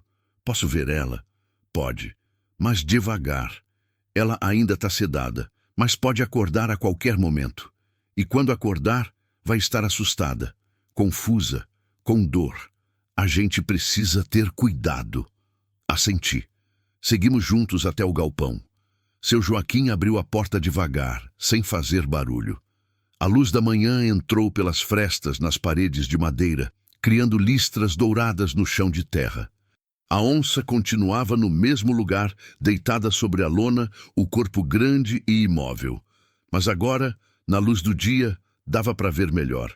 Ver as manchas no pelo dourado, ver os músculos sob a pele, ver a beleza selvagem daquele animal.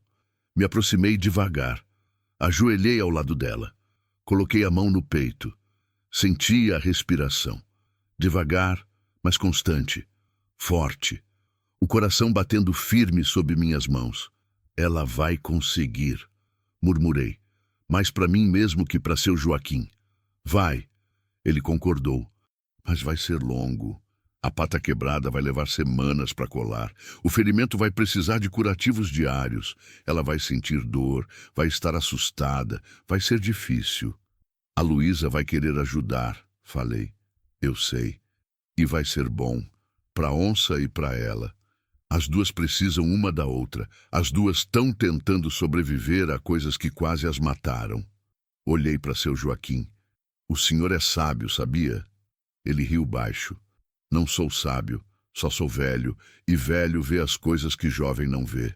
Vê os padrões, as repetições, as conexões. E vejo que você também precisa disso. Preciso do quê? De salvar algo, de cuidar de algo, de lembrar que ainda pode fazer diferença. Você ficou perdido depois que perdeu a Maria. Ficou achando que não tinha mais sentido em nada. Mas olha o que você fez ontem. Olha a vida que você salvou. As vidas. Porque não foi só a onça, foi a menina também. E foi você. As palavras dele me acertaram fundo. Fundo demais. Senti a garganta apertar, os olhos arderem. Não chorei. Fazia anos que não chorava, mas quase. Eu não sei se salvei alguém, falei baixo. Só fiz o que tinha que fazer. E não é isso que salva? Seu Joaquim rebateu. Fazer o que tem que fazer, mesmo quando é difícil, mesmo quando a gente não quer, mesmo quando a gente está cansado, machucado, perdido. Fazer mesmo assim. Isso é salvação, João. Para a gente e para os outros. Fiquei olhando para a onça sem responder. Não tinha resposta. Só tinha aquela sensação estranha no peito. Como se algo que estava quebrado começasse a se emendar, devagar, torto, mas começasse.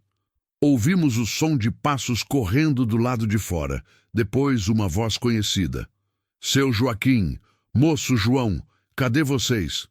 Luísa. Levantei rápido e saí do galpão. Ela estava no meio da clareira, ofegante, como se tivesse corrido a estrada toda. O rosto estava limpo agora, os cabelos presos numa trança, a roupa diferente, mas tão velha e remendada quanto a de ontem. Os pés ainda descalços, mas com algumas ataduras cobrindo os cortes piores. Quando me viu, os olhos dela brilharam. Ela tá viva? Perguntou desesperada. Diz que ela tá viva.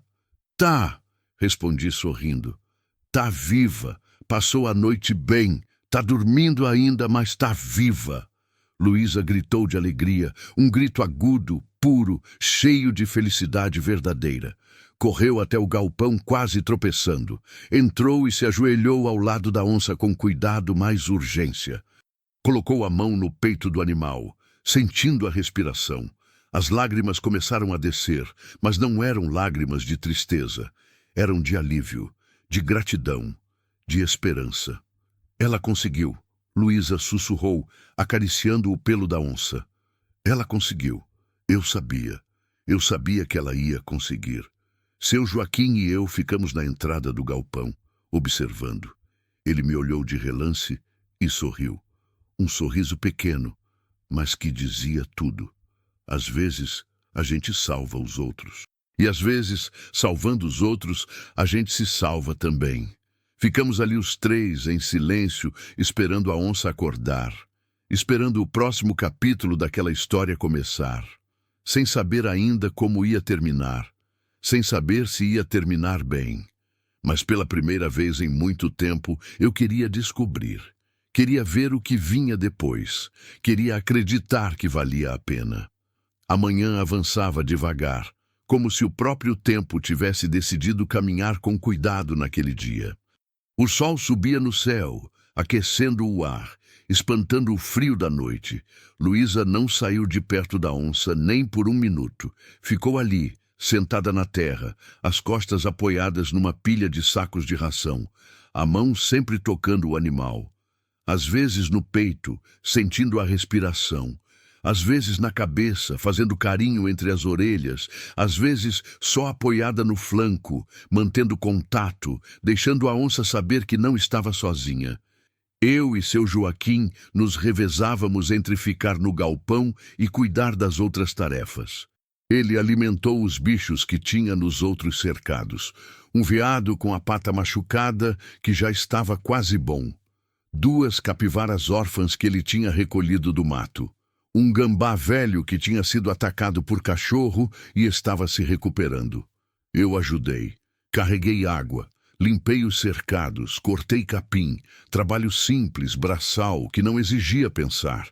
O tipo de trabalho que sempre me acalmava, que sempre me ajudava a organizar os pensamentos. E eu precisava organizar. Porque minha cabeça estava uma confusão. Uma mistura de sensações que eu não tinha sentido em anos. Alívio por ter salvado a onça. Orgulho por ter feito a coisa certa. Medo do que podia acontecer ainda. E algo mais profundo, mais difícil de nomear. Uma sensação de propósito, de que aquilo tudo tinha um significado maior do que eu conseguia enxergar. Era quase meio-dia quando a onça começou a se mexer. Eu estava do lado de fora do galpão, consertando a tela de um dos cercados, quando ouvi Luísa gritar. Moço João! Seu Joaquim! Ela tá acordando!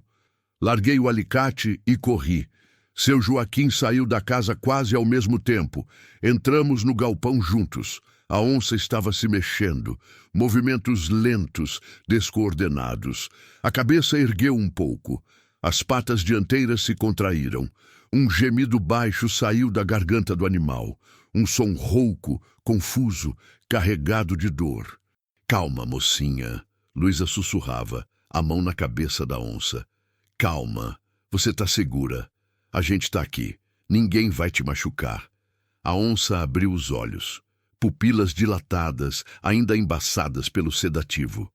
Ela piscou várias vezes, tentando focar. A respiração ficou mais rápida, o corpo se retesou, o instinto acordando junto com a consciência. Perigo, estranhos, fuga. Cuidado! Seu Joaquim alertou baixo. Ela vai tentar levantar, e quando perceber que não consegue, vai entrar em pânico. Mal ele terminou de falar, a onça tentou se erguer. As patas dianteiras se firmaram na terra, tentando empurrar o corpo para cima. Mas a pata traseira quebrada não respondeu. O peso do corpo caiu de lado. A onça urrou de dor e surpresa. Um som alto, agudo, que cortou o ar e fez meu coração disparar. O animal tentou de novo, e de novo. A cada tentativa frustrada, o pânico aumentava. A onça começou a se debater, tentando se arrastar, tentando fugir, sem entender por que o corpo não obedecia. O ferimento no flanco se abriu um pouco, manchando a atadura de vermelho. As garras arranhavam a terra, buscando tração. Ela vai se machucar mais, Luísa gritou, desesperada. Seu Joaquim se aproximou, mas manteve distância segura. Não podemos chegar perto agora, disse, a voz firme, mas controlada. Ela está assustada, confusa, pode atacar. A gente precisa deixar ela se acalmar sozinha. Mas ela está se machucando, Luísa insistiu. Eu sei, mas é assim mesmo. Ela precisa entender que não está em perigo, que ninguém vai atacar. Fala com ela, Luísa. Usa tua voz. É o único jeito. Luísa respirou fundo. Depois começou a falar. Baixo, suave, com a mesma voz que tinha usado ontem, quando a onça estava caída na estrada. Calma, mocinha. Eu sei que você está com medo. Eu sei que tudo está estranho. Mas você está segura aqui. Ninguém vai te machucar. A gente só quer ajudar. A gente te salvou. A gente cuidou de você. E a gente vai continuar cuidando até você ficar boa. A onça continuou se debatendo mais menos. Os movimentos ficaram mais lentos. A respiração ainda estava acelerada, mas começava a se regularizar. Os olhos amarelos se fixaram em Luísa. Focaram. Reconheceram. Isso! Luísa continuou, a voz ainda baixa, mas mais confiante. Você lembra de mim? Eu estava lá na estrada com você. Eu não te abandonei. E não vou abandonar agora. Você vai ficar boa. Eu prometo. A onça parou de se mexer. Ficou imóvel, deitada de lado, o peito subindo e descendo rápido, os olhos fixos em Luísa. Havia medo ali, mas também havia algo mais. Reconhecimento, confiança frágil, uma conexão impossível entre uma criança e um predador selvagem. Luísa começou a se aproximar, devagar, muito devagar, um passo de cada vez. Não, seu Joaquim alertou baixo. Não chega muito perto. Ela não vai me machucar, Luísa disse com convicção. Eu sei que não vai. Ela é um animal selvagem, Luísa. Insisti. Tá assustada, com dor. Pode atacar sem querer. Não vai, Luísa repetiu sem parar de andar. Meu corpo inteiro se retesou, pronto para correr, para puxar ela de volta se necessário. Mas seu Joaquim colocou a mão no meu braço, segurando. Deixa, ele sussurrou. Olha. A onça observava Luísa se aproximar, as orelhas viradas para frente. O corpo tenso, mas não agressivo. Não havia rosnado. Não havia mostrado os dentes. Só observava. Luísa parou a 1 metro de distância. Ajoelhou devagar.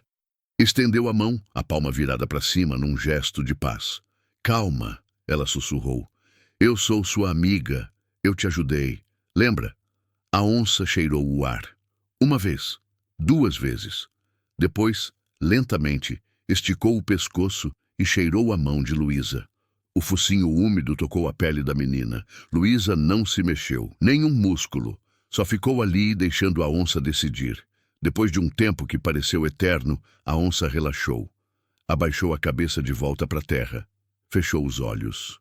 E deixou escapar um suspiro longo, cansado, como se finalmente entendesse que estava segura. Luísa começou a fazer carinho na cabeça do animal.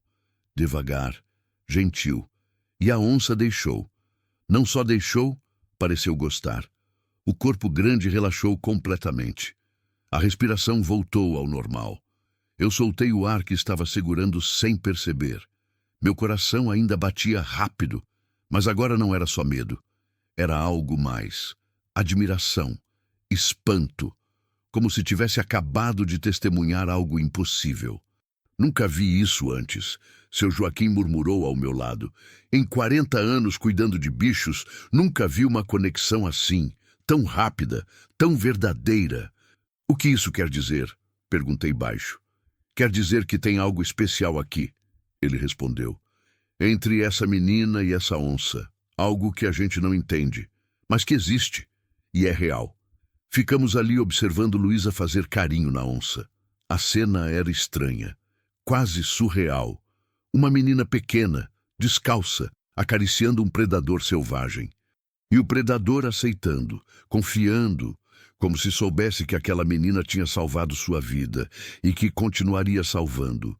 Depois de um tempo, a onça abriu os olhos de novo, olhou ao redor, viu a mim e seu Joaquim. O corpo se retesou levemente.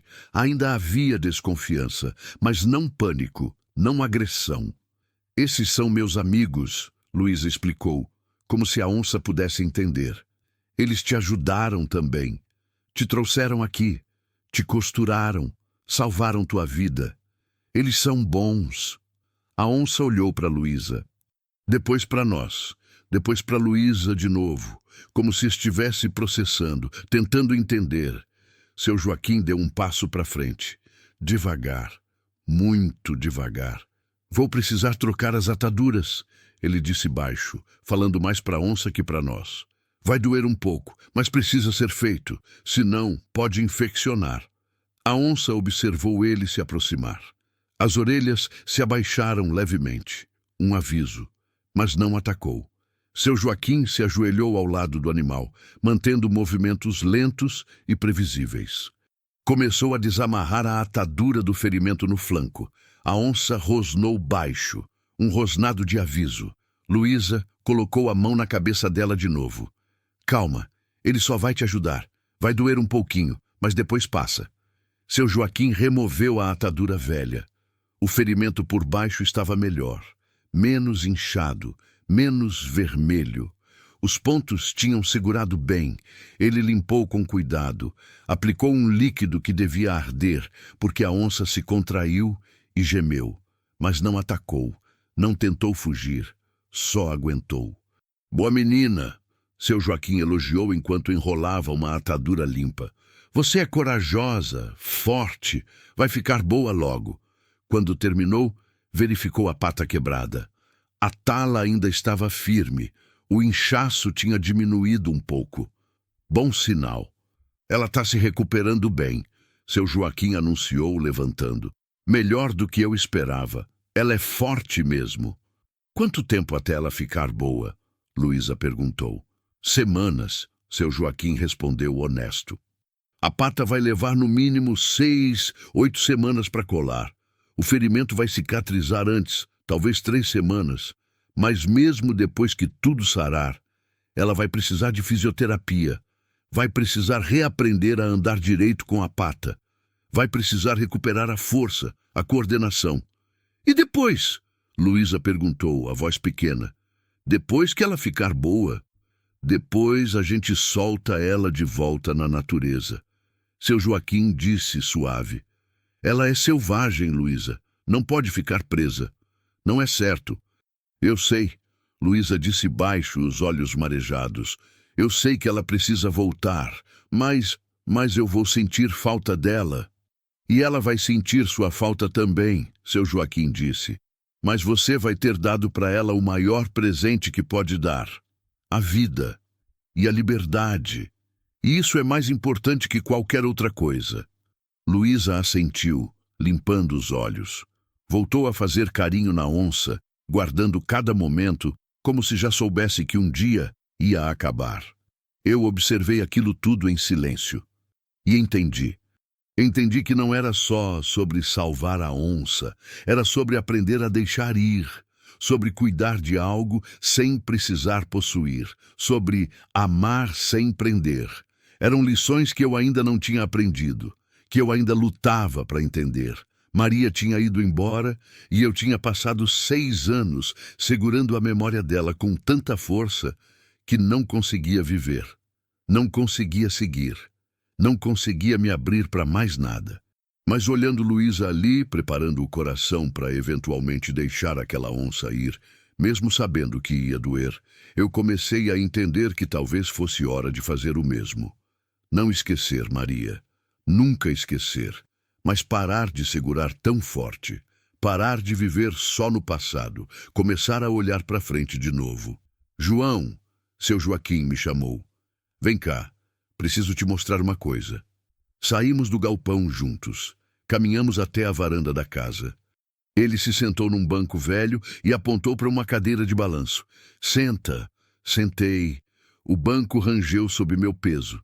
Você está diferente, ele disse me estudando. Desde ontem, tem algo diferente em você.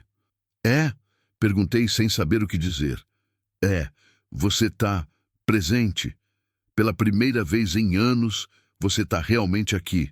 Não só o corpo, a mente também, o coração também. Fiquei quieto, processando. Eu fiquei perdido, admiti finalmente. Desde que a Maria morreu, fiquei perdido. Não sabia mais o que fazer. Para que viver? Só ia vivendo porque tinha que viver, mas não tinha sentido em nada. E agora? Agora, não sei, ainda não sei. Mas ontem, quando eu parei naquela estrada, quando eu vi aquela menina tentando salvar aquela onça, foi como se algo acordasse dentro de mim, algo que estava dormindo fazia tempo. E hoje, vendo a onça acordar, vendo ela confiar na Luísa, eu senti que talvez ainda tenha sentido, talvez ainda valha a pena. Seu Joaquim sorriu. Um sorriso triste, mas esperançoso. Sempre vale a pena, João, sempre, mesmo quando a gente não vê, mesmo quando a gente não entende, a vida sempre vale a pena e você só precisava lembrar disso. Acha que a Maria ficaria orgulhosa? Perguntei, a voz embargada. Do que eu fiz? Tenho certeza, seu Joaquim respondeu sem hesitar. Ela sempre foi orgulhosa de você e continuaria sendo. Porque você é um homem bom, João. Sempre foi. Só esqueceu por um tempo, mas está lembrando de novo. Ficamos ali sentados, em silêncio, olhando o sol subir mais no céu. E pela primeira vez em 6 anos, o silêncio não pesava. Era só silêncio. Nem bom, nem ruim. Só era. E estava tudo bem assim. Os dias que se seguiram foram diferentes de todos os outros que eu tinha vivido nos últimos 6 anos. Pela primeira vez, desde que Maria se foi, eu acordava com um propósito. Não era mais só a rotina vazia de sempre. Era algo real. Algo que importava. Toda manhã, antes mesmo do sol nascer completamente, eu ia até o sítio de seu Joaquim. Levava água fresca, comida, ajudava nos curativos da onça. Luísa chegava logo depois, correndo pela estrada de terra, o rosto sempre ansioso até ver que o animal continuava vivo, continuava melhorando, e a onça melhorava, devagar, mas melhorava.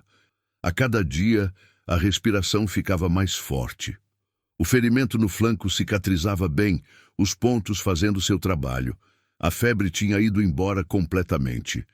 Os olhos amarelos recuperaram o brilho selvagem que tinham perdido. Luísa passava horas ao lado dela.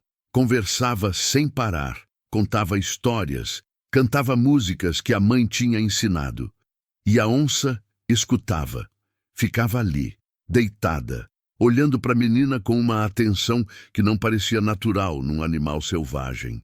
como se entendesse, como se soubesse que aquela voz pequena tinha sido a primeira coisa que ouviu quando estava morrendo, e que aquela voz tinha prometido que tudo ia ficar bem. E estava ficando. No quinto dia, a onça conseguiu ficar de pé pela primeira vez. Foi difícil. A pata quebrada não sustentava peso ainda. Ela cambaleou, quase caiu, rosnou de frustração. Mas ficou. Por alguns segundos, ficou de pé. E naqueles segundos, vi algo voltar naqueles olhos. Orgulho, força, vontade de viver. Luísa chorou de alegria.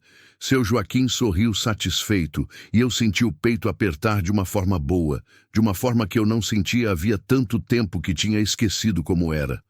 No 10º dia, a onça deu os primeiros passos. Trôpegos, desequilibrados, dolorosos, mas passos. Ela arrastava a pata quebrada, mas usava as outras 3. Andou até a tigela de água que seu Joaquim tinha colocado no canto do galpão. Bebeu. Depois voltou para o lugar onde dormia, se deitou e descansou. Ela está voltando, seu Joaquim disse orgulhoso. Está voltando a ser quem ela é. E era verdade. A cada dia, o animal selvagem reaparecia um pouco mais. A onça ficava mais atenta aos sons de fora. Mais inquieta. O corpo grande se mexia mais, testando limites, buscando força. Ela estava se preparando. Instintivamente, já sabia que um dia ia voltar para a floresta.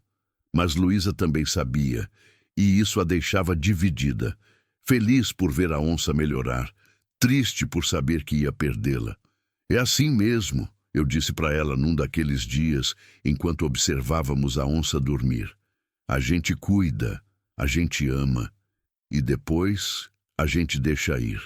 Porque prender o que a gente ama não é amor. É egoísmo.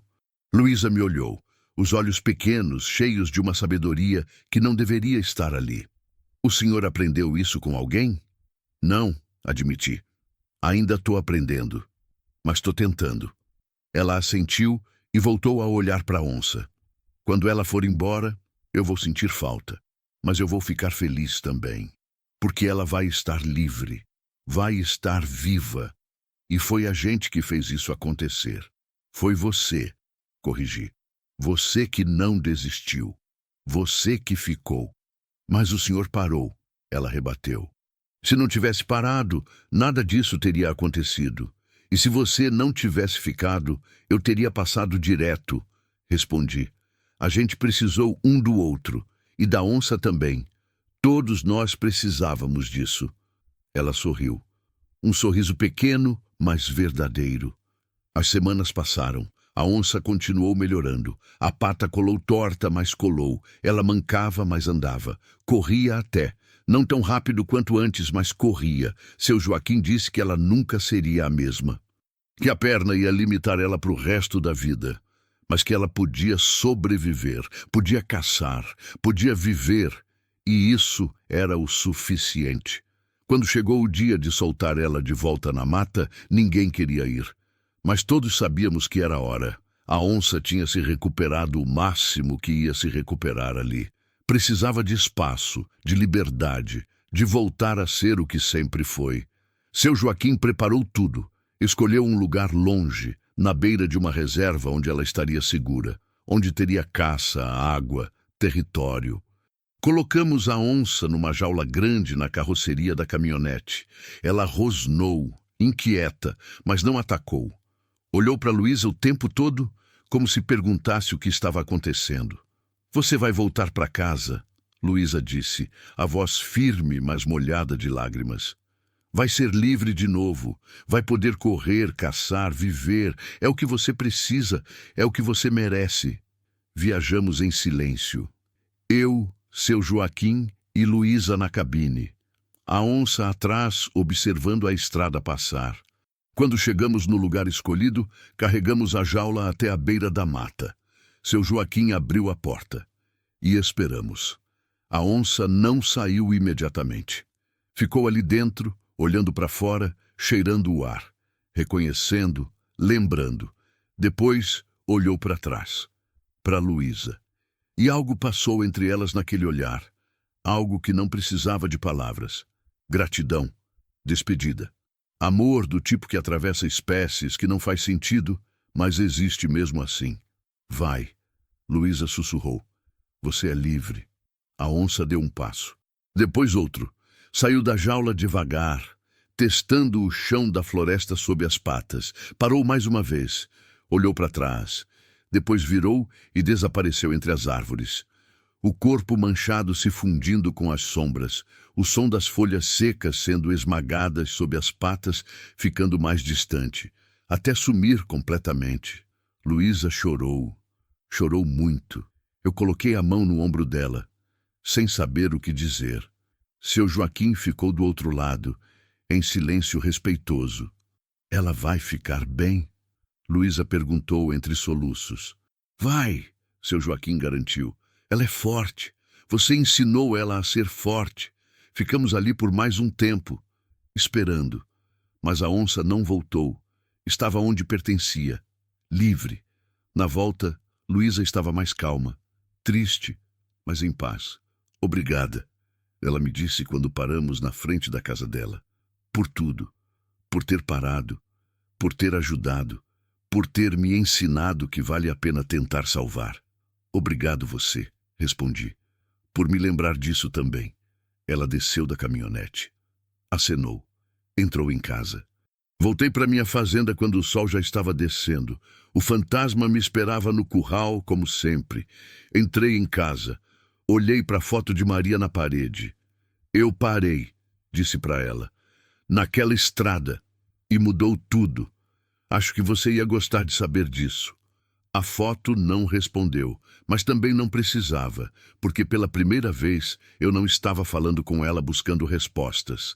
Estava falando com ela dividindo uma conquista. Eu tinha voltado a viver. Não como antes, nunca seria como antes. Mas tinha voltado. E isso era suficiente. Deitei naquela noite com o corpo cansado, mas o coração mais leve. Pensei na onça livre na floresta. Em Luísa voltando para casa em paz. Em seu Joaquim cuidando dos outros bichos que apareceriam. E em mim. No homem que eu tinha sido, no homem que eu tinha me tornado e no homem que eu ainda podia ser. A vida tinha me dado mais uma chance. Tinha colocado uma menina e uma onça no meu caminho, e eu tinha escolhido parar. E essa escolha tinha feito toda a diferença. Fechei os olhos, e pela primeira vez em 6 anos, dormi em paz. Porque finalmente entendi que Maria não estaria orgulhosa de mim por continuar vivendo no passado.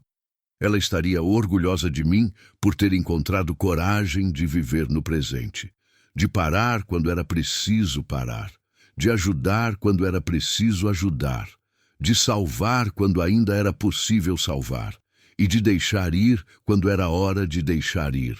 A estrada continua, sempre continua. E agora eu sabia que valia a pena percorrê-la, mesmo sozinho, mesmo quando dói, porque às vezes, no meio do caminho, a gente encontra exatamente o que precisa encontrar e aprende exatamente o que precisa aprender, e se torna exatamente quem precisa se tornar.